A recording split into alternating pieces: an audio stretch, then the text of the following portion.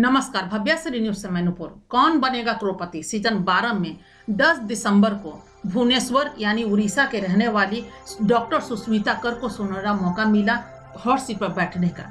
और जैसे ही hot seat पर बैठती हैं वैसे ही भोंपू बज जाता है। जैसा कि सबको मालूम है कि भोंपू बज जाने के बाद कार्यक्रम वहीं पे स्थगित हो जाता है। तो फिर वो 11 तारीख को पे बनी रही और 11 तारीख से उनका पहला प्रश्न का सिलसिला जारी हुआ और जो भी परिचय था वो 11 तारीख से वो देती रही। तो डॉक्टर यानी आगे नाम के आगे डॉक्टर लग जाना, इसका मतलब दो ही होता है, या तो वो डॉक्टर हो और नहीं तो उन्होंने पीएचडी हासिल किया हो। तो इन्होंने पीएचडी हासिल किया है, जो पौराणिक ग्रंथों पे यानी भगवत पुराण पे इन्होंने पीएचडी हासिल किया है, जो काफी प्रभावशाली है और महानायक अमिताभ बच्चन को भी प्रभावित किया है और पूरे देश को प्रभावित किया है। क्योंकि कहीं ना कोई कुछ अजीबोगरीब हमें देखने को मिलता है। जो चीज जो संस्कृति विलुप्त हो गई है उसे फिर से हमको जिंदा करना पड़ेगा, जीवित करना पड़ेगा, तभी हमारी धरती की वो धरोहर जीवित रह पाएगा और हम उससे प्रेरणा ले पाएंगे। और ऐसे ही प्रेरणा की स्रोत हैं सुष्मिता कर, जो हॉट सीट पर बैठी। और पहले ही हम आपको बता दें कि जैसा कि सभी लोग जानते हैं कि 4 लाइफ लाइन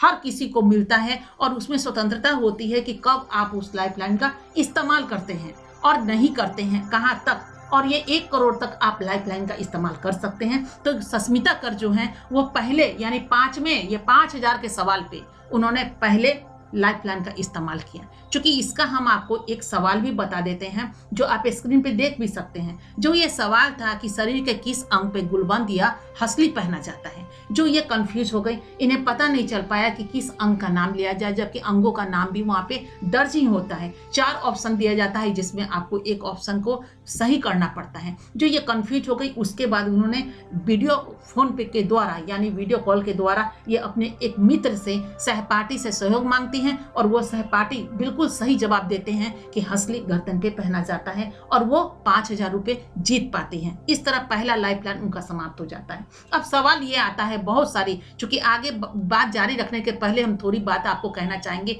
कि बहुत लोग इस पे कटाक्ष किए कि महिला हैं, क्योंकि महिलाएं ही जेवर पहनती हैं, हंसली जो पहनती हैं महिलाएं पहनती हैं और कम ही जेवरात ऐसे होते हैं जो पुरुष पहनते हैं। ज्यादा से ज्यादा वो चेन पहनते हैं, नहीं तो अंगूठी पहनते हैं, लेकिन जितने जेवरात बनते हैं वो महिलाओं के लिए ही बनते हैं।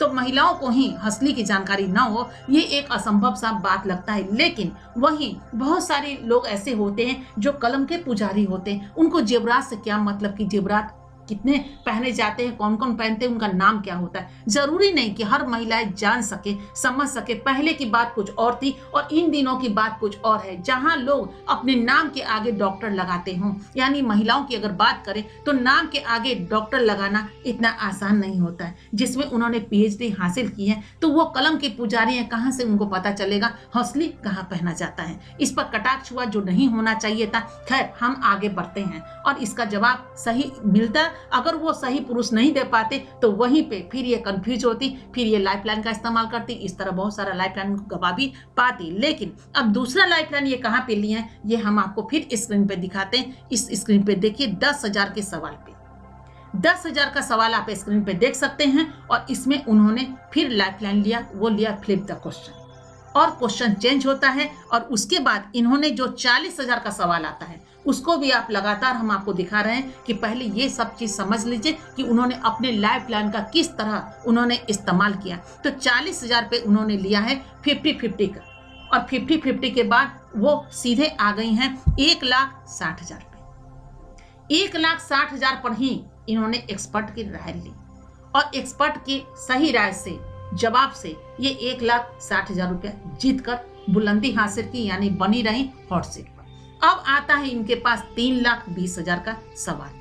अब 3,20,000 के सवाल में बहुत ही आसानी से सोच समझ के ये जवाब दे पाती हैं और दे करके उस पड़ाव को वो पार करती हैं और जीत लेती हैं 3,20,000, जिनसे इनको आगे कोई नुकसान का संभावना नहीं है कि अगर ये गलत जवाब भी हो तो वो नीचे लुढ़क कर 10,000 पे आ सके। तो बिल्कुल वो वहां पे बनी रही। और उसके बाद आता है 6,40,000 का प्रश्न और 6,40,000 के प्रश्न पे अब ये समझ सकते हैं कि चारों लाइफ लाइन ये गवा चुकी हैं और उनके पास उचित जवाब भी नहीं है कि वो दे सके। जबकि इसमें होता ये है कि आप सही जवाब दीजिए या गलत जवाब दीजिए। सही जवाब अगर देते हैं तो 6,40,000 रुपये जीत लेते हैं, लेकिन वहीं अगर आप गलत जवाब देते हैं तो 3,20,000 तो बना ही रहता है, उससे कोई आपको नुकसान नहीं होता है और आपको हॉट सीट से अलग हट जाना पड़ता है। यही वहाँ का नियम है। तो वो गलत जवाब देती हैं और गलत जवाब देने के कारण उनको हॉट सीट से वंचित होना पड़ता है और वो 3,20,000 रुपया लेकर के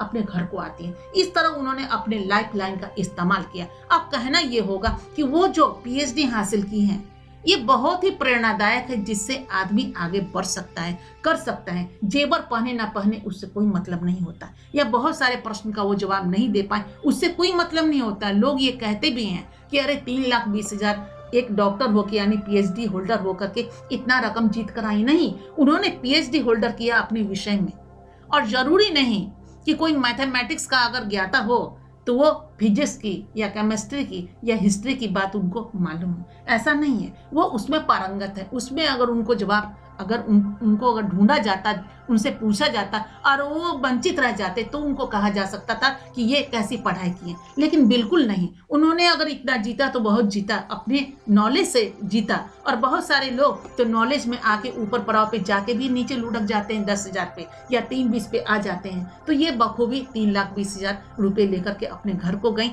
हंसते हुए मुस्कुराते हुए। इनकी मुस्कुराहट में भी एक अजीब सा हंसी था, जैसे लग रहा था फूल अभी अभी खिला हो, और बुलंद होकर के गई हैं। हाँ, थोड़ी सी चेहरे पे टेंशन जरूर था, क्योंकि नेचुरली है 5,000 पे जब इन्हें पहला खर्च की हैं अपने लाइफ लाइन को तो ये थोड़ी उदास हुई, और 1,60 पे जब पूरा लाइफ लाइन का समाप्त हो गया तो इनको थोड़ा टेंशन जरूर हुआ था कि पता नहीं हम कितना रकम जीत के पाएंगे। लेकिन महानायक अमिताभ बच्चन उनको काफी प्रेरित की हैं और बोले कि कम नहीं है, आपने जीता, बहुत अच्छे ढंग से खेला और मैं जरूर पढ़ूंगा। हम भी पौराणिक कथाएं जो है या पौराणिक जो भी ग्रंथ है उसको हम पढ़ना आरंभ करेंगे और वहां से ज्ञान लेंगे। क्योंकि महानायक की तो आदत है बच्चों के साथ बच्चे बनना, बड़ों के साथ बड़े बनना, और अगर कहीं इस तरह की बात हो, ज्ञान प्राप्त करने की बात हो, तो 2 कदम वो आगे रहते हैं और कहते हैं कि हम भी ज्ञान प्राप्त करेंगे। क्योंकि नेचुरली ज्ञान प्राप्त करने के लिए कोई उम्र और कोई सीमा नहीं होती है, कोई भी उम्र नहीं होती। किसी भी उम्र में हम ज्ञान प्राप्त कर सकते हैं और लोगों से प्रेरित हो सकते हैं। तो ये रहा आपका शुक्रवार, जो